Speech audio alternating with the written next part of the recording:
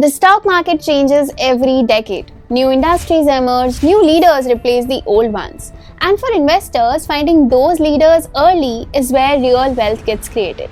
So we asked a simple question. If India's next big industries are already taking shape, which companies are leading them today? And after digging through industry reports, company filings, and management commentary, we identified 3 emerging sectors that are seeing strong growth and structural change. Within these sectors, we found 4 companies that are not just growing, but are trying to build leadership early on. And most investors aren't even paying attention. Hi, I'm Aparna, and in today's video, we are going to understand these sectors and the 4 companies within them. I'll show you the numbers, the real opportunity, and yes, the risks too. So let's get started. Now, to find the emerging sectors, we looked at a lot of factors, like where the government is putting incentives, where private money is flowing in, where global companies are shifting their factories, and where Indian businesses are spending big on expansion. So let's go sector by sector and let's see the companies within them. First segment is electric two-wheelers. India's EV story is still in its early stages, but it's growing very fast. Industry estimates suggest annual EV sales could increase 12 times to around 3 crore units by 2032 if growth continues. And two-wheelers are leading this change. Today, they account for around 60% of all EV sales in India, making them the biggest part of the EV market. But EVs still make up only 9.5% of all vehicles sold in India in 2025.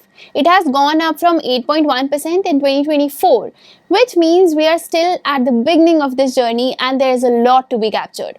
Now let's look at the strong player in this space. Ather Energy. Ather isn't just selling scooters, it's trying to build the entire ecosystem around owning an EV. The scooter, the battery tech, and the charging network. Let's start with batteries. When Ather began, like almost every Indian EV maker, it imported lithium-ion cells from outside. But slowly, it's localized almost everything. Today, management says close to 99% of the vehicle's components are sourced domestically. And in just about 2 years, Ather's market share has more than doubled from around 8% to nearly 19%. And what I find genuinely impressive is where this growth came from. Ather was traditionally strong only in South India, but with its Rista scooter launch and by scaling its stores from 351 to 700 experience centers, it pushed hard into Western and Central India. Market share in these newer regions has almost quadrupled. But you know what? Ather's biggest moat might not even be the scooter. By FY26, Ather had built a network of over 6,000 charging points across India. And not just that, Ather is also trying to become part of India's shared charging backbone. And policy is backing up this direction too. Delhi's EV Policy 2.0 has committed 15,000 crore towards EV adoption, and from April 2028, they will stop new petrol two-wheeler registrations entirely in the capital. So for a company building both vehicles and charging infra, that could be a huge push. Now let's look at the business performance also. FY26 revenue grew 66% to around 3,800 crore. Vehicles sold jumped 69%, crossing 2.6 lakh units. And EBITDA margin improved sharply from minus 23% to minus 6.7%. But there are risks too. Competition in the EV two-wheeler market is intense. At the same time, higher lithium and rare earth material prices continue to put pressure on margins. And despite improving its business, Ather is still not consistently profitable. And management has also said that margins could remain under pressure in the near term because of higher raw material costs before the benefits of its next vehicle platform start coming through. Today, Ather is valued at around 50,000 crore and trades at about 13.6 times sales. That's a premium valuation. Now let's move on to the next business segment, which is aerospace and defense. 10 years ago, India imported most of its defense equipment. Today, that's changing. Higher defense spending, growing exports, and greater private sector participation are helping build a completely new industry. And it's not just about fighter jets or missiles. Modern aerospace also includes electronics, drones, AI, semiconductors, and precision manufacturing. Now let me tell you a number that puts this opportunity into perspective. Boeing estimates the world will need over 44,000 new aircraft by 2044. Now every single aircraft needs millions of precision engineered parts. That's a manufacturing opportunity worth hundreds of billions of dollars. But you know what? aircrafts are almost never built entirely by one single company. Boeing and Airbus outsource manufacturing to hundreds of qualified suppliers across multiple tiers. Now, while big tier 1 companies build the major systems, thousands of smaller specialized companies make the mission critical components that go into every single aircraft. And one such company quietly riding this wave is Azad Engineering. It doesn't compete on volume or low cost, it operates in one of the toughest zones of manufacturing, producing highly engineered, life-critical components for aircraft engines, defense platforms, and industrial gas turbines. Now, every component Azad makes has to go through a qualification process that takes anywhere between 30 to 48 months. So naturally, once a supplier is approved, they usually stay part of that program for years. And that's the moat. This is how Azad has built relationships with some of the world's biggest aerospace names: Honeywell, GE Aerospace, Rolls-Royce, Pratt & Whitney, Boeing, Mitsubishi Heavy Industries, and Siemens Energy. Over the past decade, Azad has qualified more than 1,700 products and 45 manufacturing processes, making it one of only a handful of companies globally capable of producing these precision parts at scale. Today, it exports to over 12 countries and holds an order book of more than 6,500 crore, giving it revenue visibility for the next 5 to 7 years. Financially too, they are doing good. FY26 revenue came in at around 603 crore with profit after tax of 134 crore. Its market cap stands at around 15,000 crore. That valuation tells us that people aren't paying for what Azad is today, they are betting on what it could become in the global aerospace supply chain. Now here's the bigger opportunity. India is working on its own jet engine programs like Kaveri and AMCA, and building a jet engine needs an entire ecosystem that can manufacture high quality turbine parts and specialized alloys. That's exactly where companies like Azad can benefit. Now let's look at the risks too. Azad has to buy expensive raw materials well in advance and keep them in stock for a long time. At the same time, many of its global customers take longer to make payments. That means a lot of companies' cash stays tied up in inventory and receivables. And since Azad is expanding its manufacturing capacity aggressively, this could put pressure on cash flows in the near term. Now let's talk about the business that's probably closest to your daily life: e-commerce and logistics. Most people think e-commerce is just about shopping online, but that's only what we see. Behind every order is a huge network of warehouses, delivery trucks, sorting centers, and delivery partners, all working together to get your package to you. And as more people shop online, especially in smaller cities and towns, logistics companies are doing much more than just deliveries. They're actually becoming complete supply chain businesses. And this creates a powerful cycle.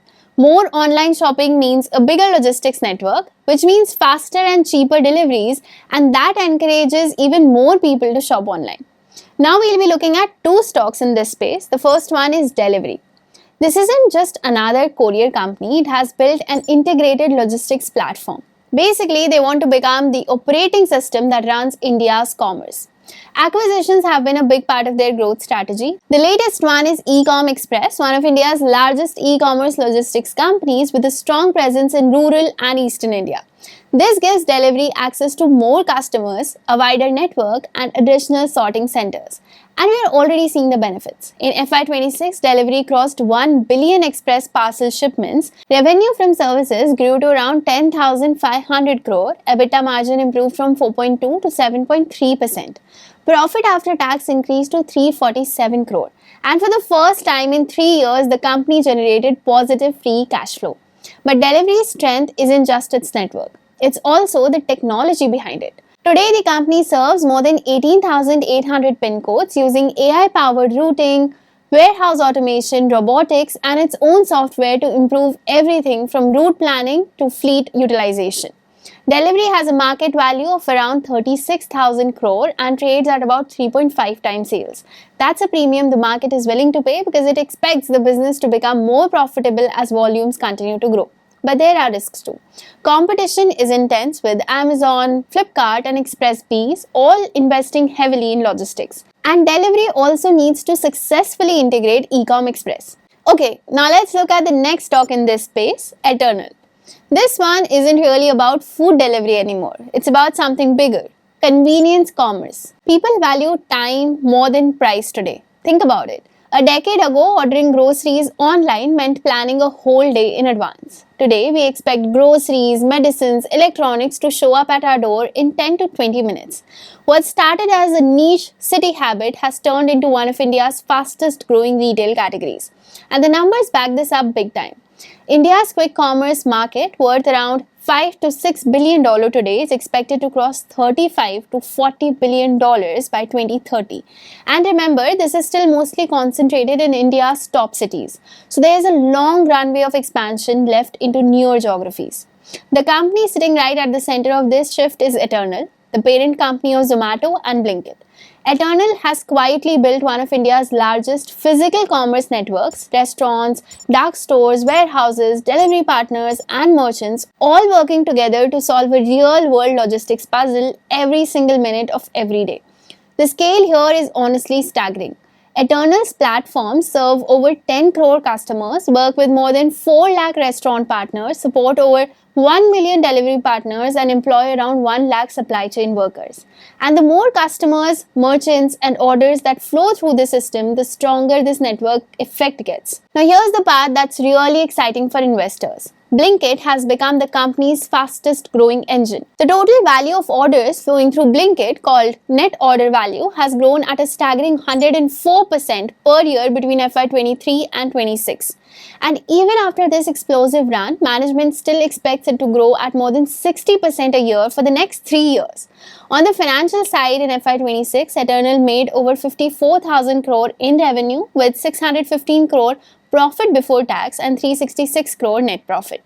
Its adjusted EBITDA grew 160% year on year, and it's sitting on a cash pile of nearly 18,000 crore, giving it plenty of room to keep investing in logistics and dark stores without stretching its balance sheet.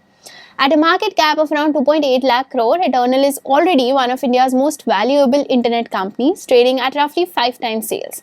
That premium tells you investors are paying for its future growth potential, not just today's profits. But of course, there are risks. Quick commerce is brutally competitive. Everyone is spending heavily on discounts, new dark stores, and customer acquisition. Eternal itself added 216 new Blinkit stores in just one quarter, taking the total to 2,243 stores. That's exciting for growth, but funding this kind of expansion while staying profitable will remain one of its toughest ongoing challenges. So let's zoom out now. 4 completely different businesses building in very different spaces. But they all share one thing in common. They aren't just riding a trend, they are building the infrastructures that entire industries will run on for the next decade. So here's my question for you. Out of these 4, which one do you think has the strongest long-term moat? Drop it in the comments, we genuinely read all of them. And if this kind of deep data-backed breakdown is something you enjoy, let me know which emerging industry you want decoded next. If you found this useful, hit like, do share it, and subscribe for more such insightful content. See you in the next one. Investments in securities market are subject to market risks. Read all the related documents carefully before investing.